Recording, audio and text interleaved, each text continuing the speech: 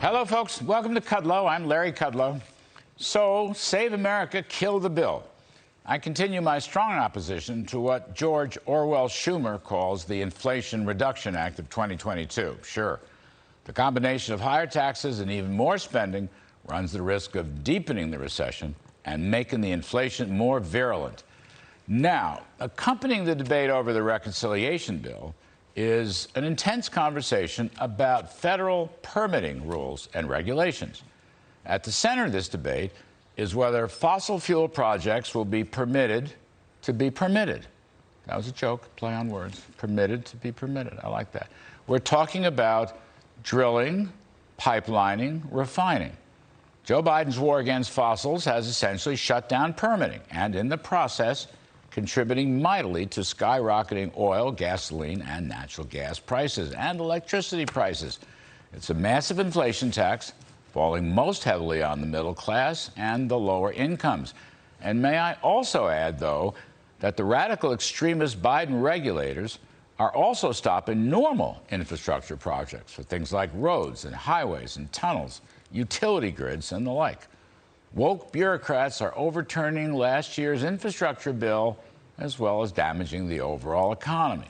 Now, while I totally disagree with my friend Senator Joe Manchin about the overall reconciliation deal, it would raise taxes on almost everybody, create new tax obstacles to business investment, productivity, and real wages, unleash the IRS with 86,000 new agents to sic them on small businesses, and drug price controls that will stop life-saving pharmaceutical advances and make any new breakthrough drugs cost even more rather than less. With all those objections, Senator Manchin does propose a new set of energy permitting provisions that make some sense.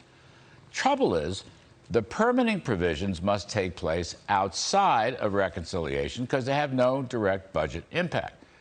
Essentially, Manchin wants to revive the Trump NEPA permitting reforms to speed up decisions in a year or two, and he has a list of 25 so-called high-priority energy projects for critical minerals, nuclear, hydrogen, fossil fuels, electric transmissions, renewables, and carbon capture, sequestration, storage, and removal. As far as it goes, it's a pretty good list. But all Mr. Manchin has is a promise from Schumer and Biden and Pelosi that there'll be some kind of a vote on a resolution in favor of the Manchin list. But you know, a promise could be a triumph of hope over experience. It would have been better to call for a resolution vote on these energy permits before reconciliation vote. Just saying. After the vote, sometime in September, well, you know, it's kind of mañana, if you know what I mean. Now, Senator Dan Sullivan, who's going to be here in just a moment, has a much better and tougher plan that would force a vote immediately on a resolution to overturn the White House Council on Environmental Quality efforts to overturn Trump's NEPA rules. Mr. Sullivan is using the full weight and power of the Congressional Review Act to compel Congress to repudiate Biden's radical woke climate obsession. What's more, Senator Sullivan wants this vote now or in a couple of days, not waiting till September or mañana. Now, again, even if permitting rules are turned back to the Trump approach with no crazy, cumulative or indirect environmental extreme metrics, even if all that came true, even if the fossil fuel spigots are reopened, which would be a wonderful thing, I would still oppose the reconciliation bill. Just saying.